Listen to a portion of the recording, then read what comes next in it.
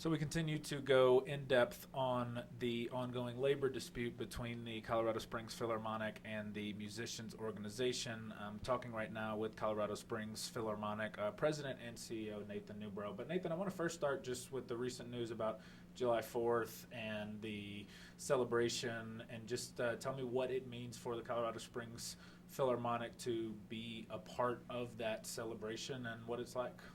Well, we've been proud of this association with the city of Colorado Springs. You know, the 4th of July is a city event every single year. We happen to be the ones that are a major partner in putting that on.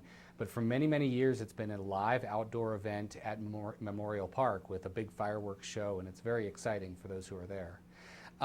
Because of COVID last year, it was changed into a more dispersed event where there are fireworks all over town and a radio broadcast so that there was no live public gathering that likely could have been a super spreader event. And so that we were glad to understand the city wanted to move in that direction. And that's the same format that it'll take this year coming up. How has the pandemic and COVID-19 affected your organization? Well, it's been a period of sincere, finding perspective on who we are as an organization, and also how we can be resilient through this process. Because organizations and musicians everywhere have had to be resilient and have had to adapt to this new reality, and so it hasn't been easy. But I think that we're envisioning a future now that is very productive. The Philharmonic will be back. Let there be no doubt. And this is a time when we're sort of renegotiating the contract with our musicians. Organizations everywhere renegotiate their contracts, and this is the time for us to do that. And I think that there is common ground. I really do, and we are determined to find that. Okay, so let's get into that. The contract was abrogated, and interestingly, sort of fairly soon after it was signed, which was a long negotiation process to begin with. So why was the contract with the musician organization, a unionized organization, ultimately canceled? Actually, it wasn't soon after. It was more than 6 months after. The new agreement was made in February of 2020, and it was our intention not to cancel that contract. It was our intention to keep going with it, and that's why we paid the musicians their full pay rate through July of 2020. But we knew that couldn't continue if there are no concerts and no ticket revenue coming in. And so unfortunately, we attempted to make a stopgap deal, last best and final offer, a last-ditch effort to find an agreement that all could move forward with. And that offer was $700,000, as much as $700,000, and most of that would have been paid even if every concert was canceled. But unfortunately, the union turned that down. And that was disappointing, and it sort of left the organization with no other alternative except to cancel the contract. But since then, we've been in negotiations with the union. We've been trying to find that common ground and a way to move forward with a new agreement, and I still think that we can get there. The union took some immediate actions after that contract was filed. They filed a labor complaint, and they also listed the Colorado Springs Philharmonic on the International Unfair List, and that's a sort of a union-based thing. What did you think of those measures? How did it impact your organization in any way? Well, the Unfair List doesn't really have any impact on us. It's not something that is impactful at all. What is concerning to us is that we're in a position to rebuild trust with the musicians and get everyone back to the stage as quickly as we can, and that's what we're focused on. In speaking with the musicians, sort of their top representatives, they point out a couple of things.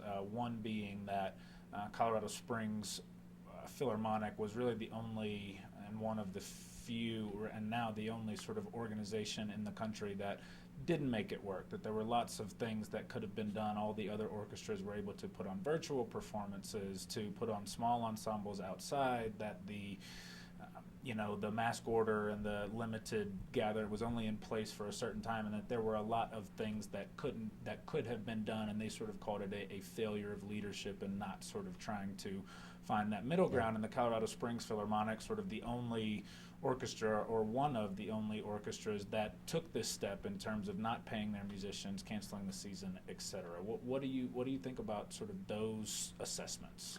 Well, I think some of that is simply attack and bluster, and it's unfortunate to hear that because orchestras all over the country, they have different contracts. There's no one contract that we all sign on to. And so different contracts in different places means that they can adapt in different ways. We've tried to adapt. We had every intention of holding ad hoc performances, even benefit concerts for the benefit of the musicians. But unfortunately the union stood in the way of those things. And so it is complicated, and it's difficult for people to understand the ins and outs because they're not in the middle of it. But I think that we can't be responding to bluster. We can't be responding to attack. We are focused on finding the common ground with the musicians so that all can move forward and we can get back to performing for our audience, which is, by the way, the reason we're here. So we're focused on that, and that's our central mission right now. But everyone should understand the Philharmonic will be back. We will find the common ground. We've found it before, and so I have no doubt that people will hear great music from this organization really soon. That's absolutely the goal. And so, I know CPR reported that, you guys offered to pay health insurance premiums. That was part of the offer. You did pay through July. You created funds for sort of an assistance fund.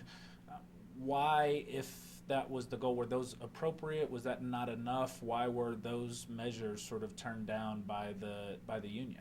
Well, it's a mystery to us. I think that all along our board of directors has tried to make good faith efforts. This Philharmonic Musicians Fund still has $20,000 in it available to make its cash grants to musicians based on need. It started with $80,000, and so there's a bit of that left. We've encouraged them to apply for it if they need it, because their well-being is very, very important to us. So it's, as I said, it's complicated. But I think the union needs to consider why they turned down that offer. Again, it was almost $700,000, and most of it would have been paid even if everything was canceled. So it's still a mystery to us why they turned it down back in September. And when they did that, it left the organization with no other option but to cancel and seek out a new CBA, a new agreement with the musicians. I was told it was like offering a Band-Aid to a cancer patient. Well, I can't comment on that because I think that's an inaccurate statement. Let's talk about what's happening with the July 4th. I know that you guys,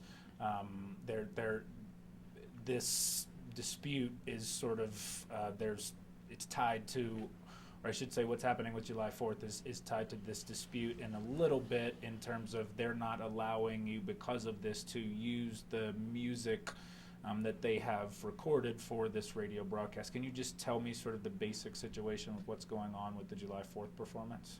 Yeah, unfortunately, the July 4th performance I think is being used as a football. For us, a new musicians agreement is the most important thing, and it's too important to be rushed. It's too important to be tossed around.